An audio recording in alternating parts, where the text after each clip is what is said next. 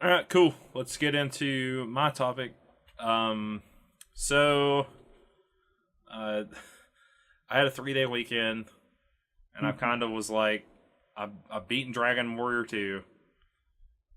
We're in the great games drought before all the holy blessed 10 out of 10 started launching this morning for God of War, the new God of War game.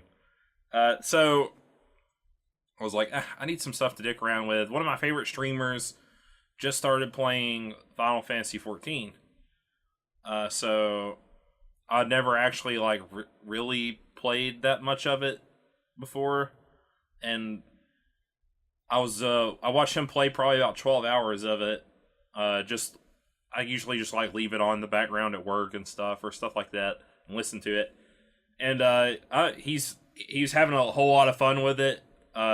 Watching it was actually fun, and it seemed like really laid back, and the story seemed kind of interesting. So like, hey, it's a Final Fantasy game. I'll play it, and I've been actually really having a lot of fun playing it. Considering like the only other really MMOs I played are probably World of Warcraft and SWTOR for a little while. I mean, I played some other ones for like a little bit and went, wow, this is bad. I can't play it anymore because it's free to play. So I got rid of it or whatever. But, I'm playing with my free account now. I'm surprised that, because I'm level 32, I'm surprised that you can get so far with a free account. Yeah. Which is really cool, that something that Square does. You get to experience a heck of a lot of the story. And they've made it, the beginning part, very accessible with the realms that give you double XP up to level 50. So, Meta's really big into Final Fantasy XIV. He plays it a lot. Yeah. So, I thought it would be an interesting topic to be like, here's like the things that I think are good about the game, and like, just from like someone who's new to it, and compare that where like Meta is, where he's in like a raiding guild and stuff and plays at the end content of the game. One thing I really like is first off, the story seems more interesting than an approach than other MMOs. The other MMOs I played have handled story. SWTOR is basically like, I mean, it's a not Bioshock, BioWare game, kind of just MMOified, but the MMO stuff wasn't that interesting, like the actual gameplay aspects. And Final Fantasy XIV does some different stuff by letting you switch jobs and stuff like that pretty freely. It kind of like there isn't really, at first at least, it doesn't. You're not going to like a bunch of different realms and stuff. Or zones. You're spending time in like the same zone. I mean, and you'll have like different screens that you go to and stuff. But like I started out in Gridania, the forest place. So I was like, yeah, this forest place is... I got really interested in, like, what's going on there. Like, the lore of what's going on around with the elementals and stuff like that. And exploring, like, that zone and being able to do, like... It basically has quests all the way up to, like, what I'm doing right now. Just in, like, basically what would be a starting area in another game, essentially. So... Yeah, I think if you're level 30-something, you should already be with, you should either be with or you're starting to delve into I know you've probably already beaten Ifrit. Yeah, I'm getting up to Ramu now. Okay, so you're getting up to Ramu? Yeah, well, I'm dealing... The story quest I'm on now is like, you gotta help the fairies or the sylph or whatever. Because they like all worship Ramu. They're like basically the story as I know it right now is like, there's beastmen and stuff. The primals are basically like the summons from the other Final Fantasy games. Yes. They're kind of like going crazy. And you're having to like stop them because like, I guess this was the first game, from what I understand it, the original Final Fantasy XIV. Bahamut like lost his shit and started like trying to blow stuff up. And there's a lot. The Empire looks really fucking cool too. There's a little scene where it goes over to the Garlean Empire guys. And there's like a badass guy with a gun blade, and he like kills a dude. And I was like, I want to know more about this guy. He looks cool. You will. I want to. You're going to the Sylphs, but I don't. You will probably not deal with Ramu just yet. Gotcha. You're gonna you've probably already met the. You've already been to Horizon. You've already met all the Scions, or at least the majority of them. Yeah. At this point. Because that's why Milfinia you and all them or whoever. Yep. So okay, so then that gives me an idea of like where you were at with the storyline. I was gonna say that's about right. That should be where you were done because they actually send you out there to deal with them.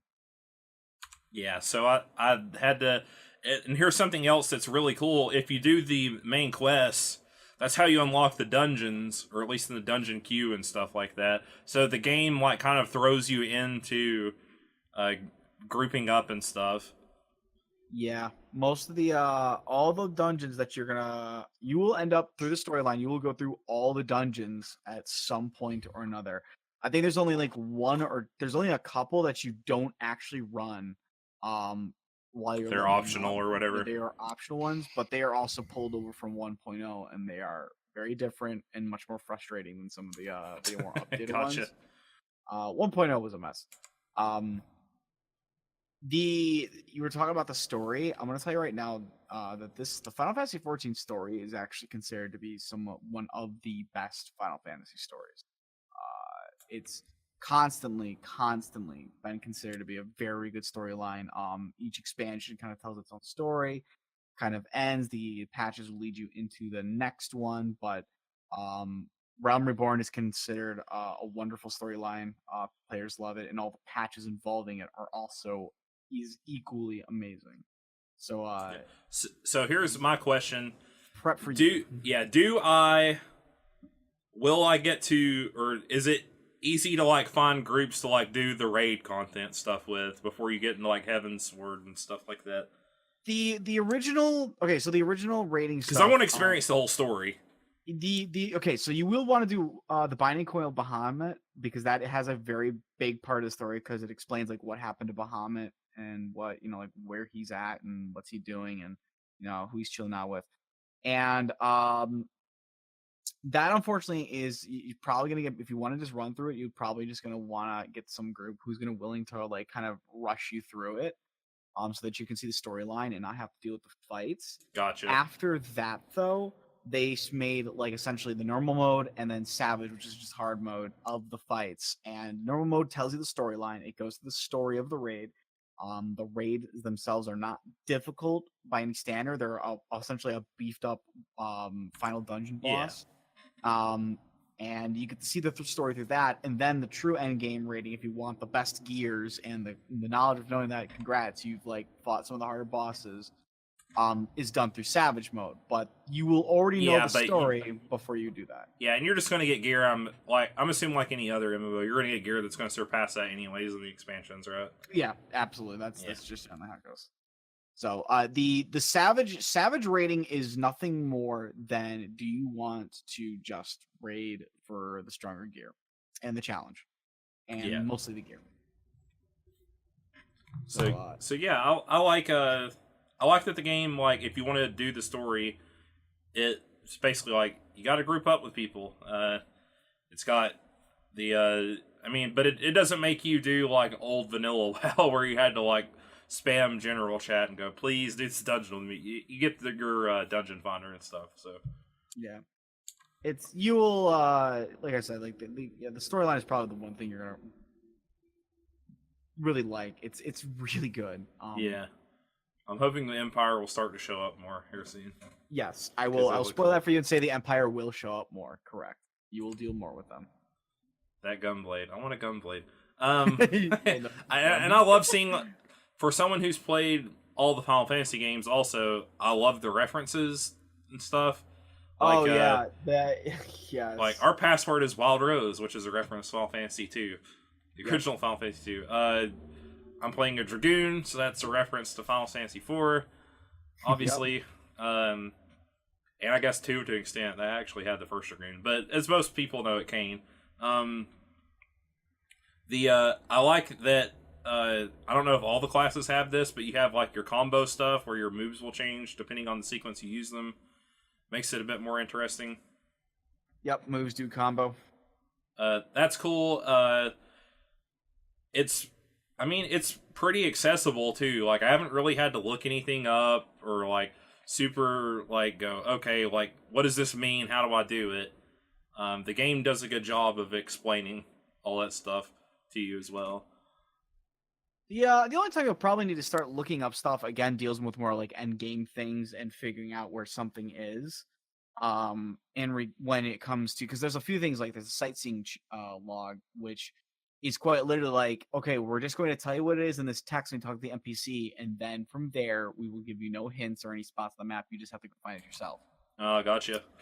So that might be something we have to look up. You might need to look up information on recipes. You might utilize outside sites for like timers for nodes for farming and crafting and whatnot.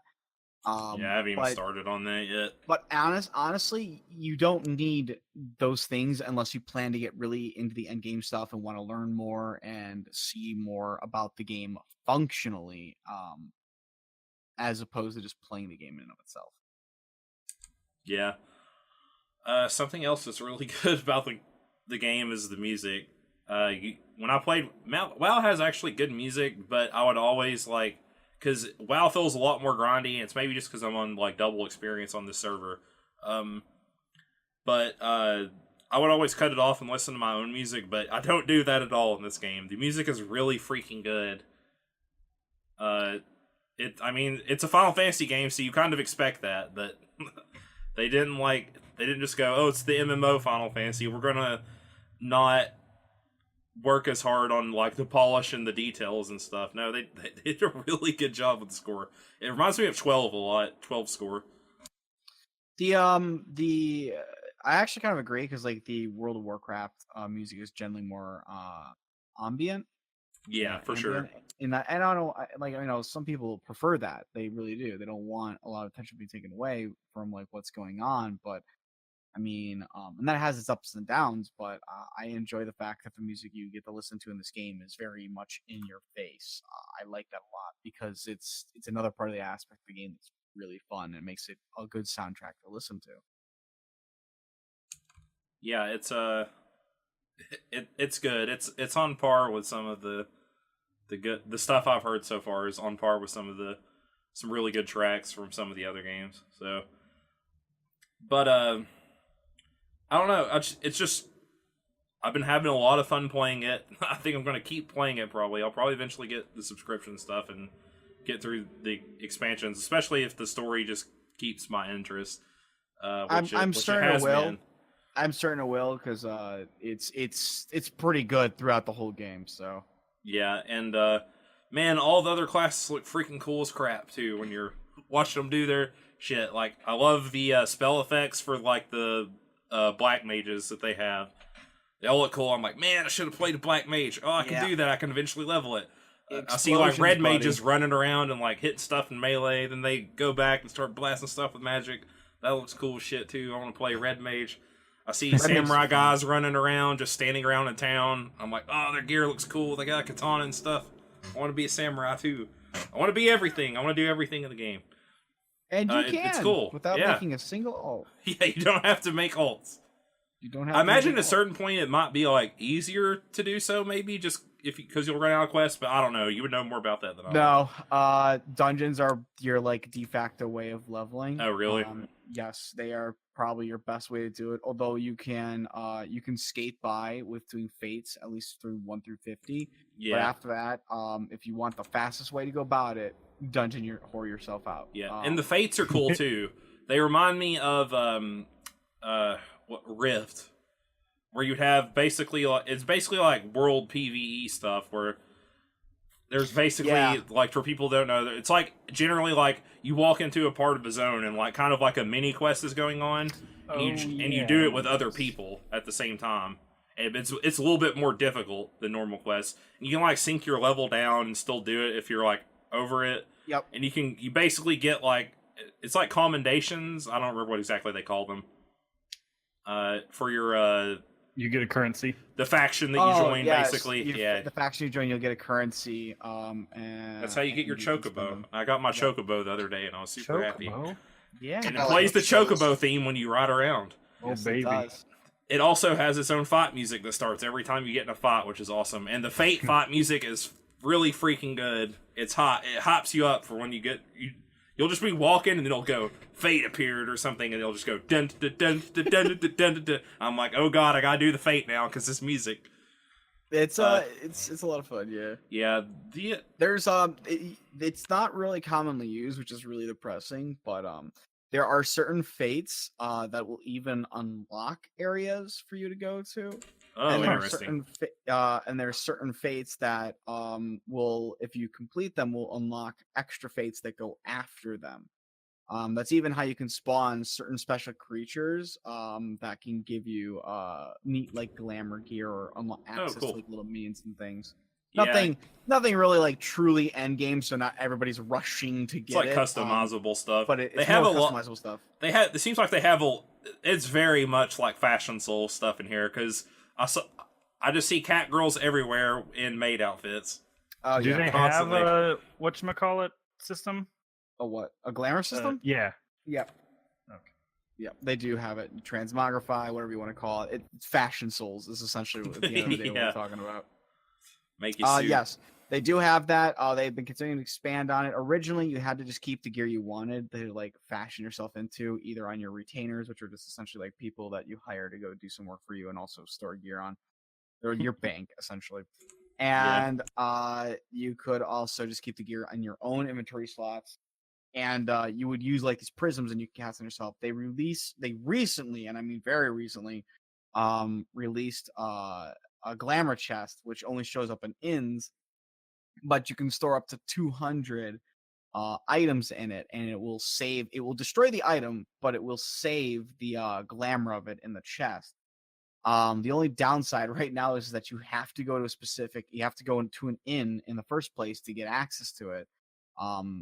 You cannot get that item back. So if that item was something really important to you, or you had to farm for that damn thing, then once it's destroyed for good, and you can't pull it out. You can only overwrite it, which sucks. The only thing they did to alleviate that was that you could make wardrobes, which are essentially just like a pre-selected outfit, and then you can cast that yourself on wherever you are, and it'll immediately take the appearance of that outfit. Yeah. Because that was the only thing that was kind of a benefit, but they will be continuing to expand on it. They already said they wanted to make that better. They wanted to make it more accessible to outside of the inn. They want to rectify like the item issue, and they want to increase the size of it. So even that stuff is getting worked on. There are some things in the game that are kind of a little bit behind other games. So Yeah, no game's going to be super perfect. Did you play the original 14? Any?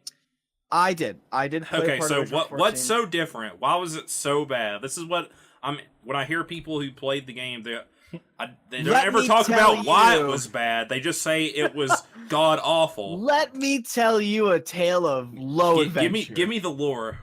All right, so let me lay it down onto you, Obs. Let me lay it down to everybody who's listening.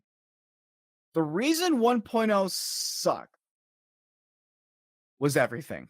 There, I said it. I said it. You know the truth. It was everything. Everything about God. No. All right, so let me be more serious. 1.0 had a lot of issues, but I would say the biggest 3 issues was the this is grossly simplifying it, and it's not really the true thing to say because it's become such a buzzword, but essentially the netcode was a hazard. The amount of art that was required, everything looked amazing, but a potted plant would use the same amount of polygons as a character, which meant that The game that didn't potted run well plant for a looked lot of people. fucking fantastic. Let me tell you, buddy. Loading was a problem. They could not put a lot of assets on things. It was very rough for the game to try to load up and run things.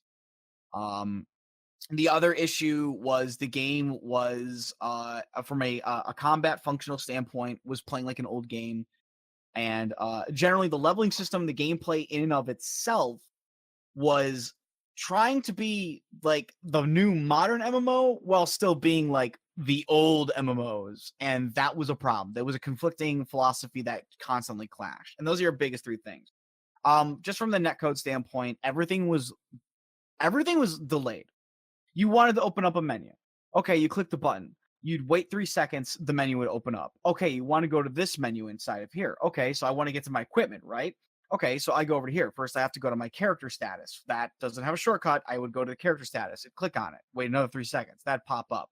Okay, now I'm on my character status. Now I want to select what I want. I go down to my character select. 2 seconds. Now it's on the selecting of the character. I want to go down to my weapon. Okay, select that. 4 seconds. It opens up your item slots. Okay, well, I need to go to the next page because that's where it's got my equipment on.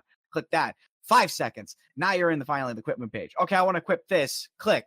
3 seconds. I've selected it. Now I want to bring it over to here. Click. Okay, now I've swapped the weapon out.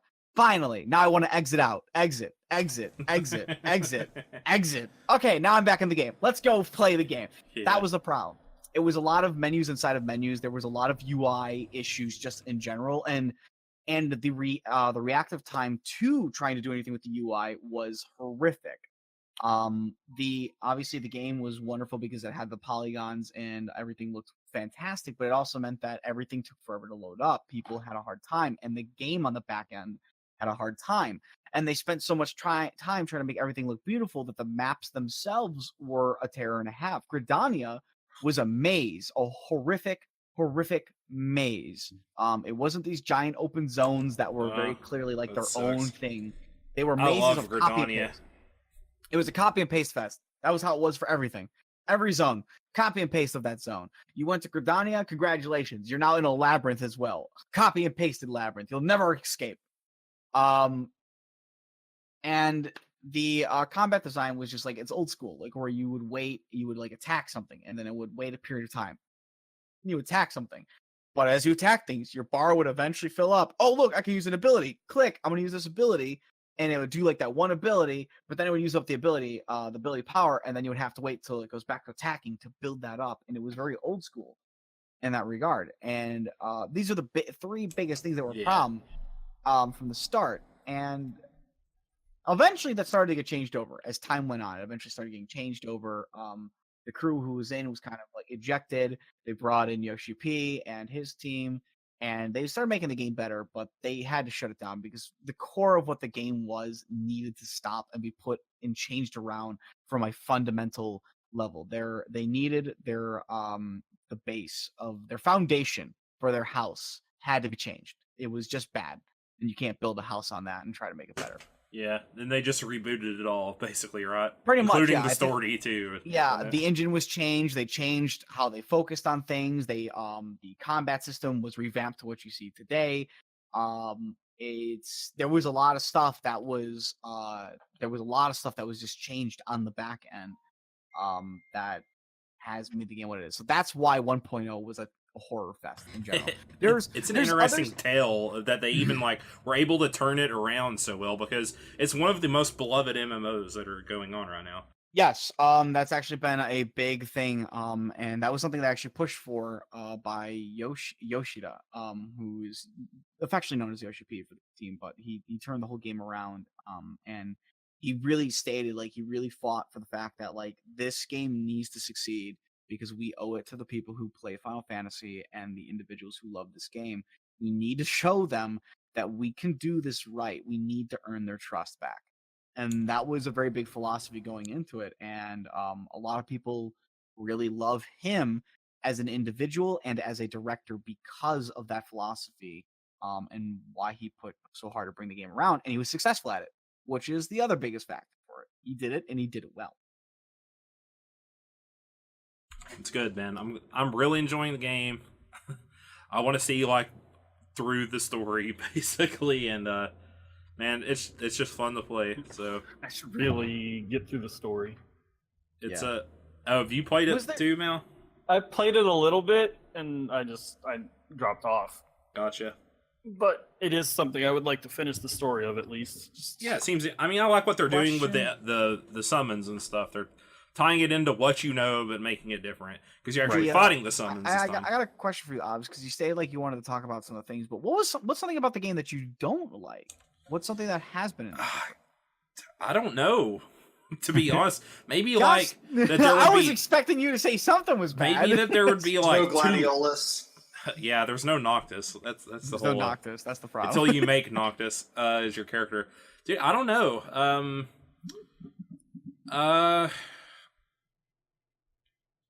I'm probably not like just deep enough in to really have like a super bad critique of anything. Like Nothing really annoys quick you. traveling is no, it doesn't. No, quick traveling around the world is really easy. You don't have to do the stupid WoW thing where I gotta pay the guy and ride the griffin, and it takes like 5 minutes to get across the world. Okay. Instead, I can like teleport and be there instantly. That's like better. Quality of life stuff is just better than other MMOs because you have like basically a whole bag's worth of room for every piece of your gear, every like slot of your gear, because you change classes a lot. So it does that. It starts you off with like I think over like 100 item slots in your bags. It just starts you out with huge bags. Yeah, you get like 140 for your general items, and then each slot in it of itself for a piece of gear is like 30 or 35 or something. You're not weighed down with like I'm level 30. I can already do like 20 different things with my class, and some of these are crap that I will literally never use. Like I use all my abilities. They all have like uses. It's really well designed. I don't know what to say. Like, as someone who's like tried to play like a few MMOs and not gotten into them for whatever reason, I just don't have anything right now. I don't think. I even like that you can like the level sync stuff. Like, if people are willing to like take their level down with you, they could do content basically at your level essentially, and like they lose their abilities and stuff, but the it lets them like participate. You don't just like steamroll through stuff. You actually like do it like you would normally do it. Yeah, I don't really have any complaints. Maybe I'll get some more towards the end, but well, I mean, it's really good so far. I'm impressed. Once you get them, I will fight you to the death of why you're wrong. Yeah.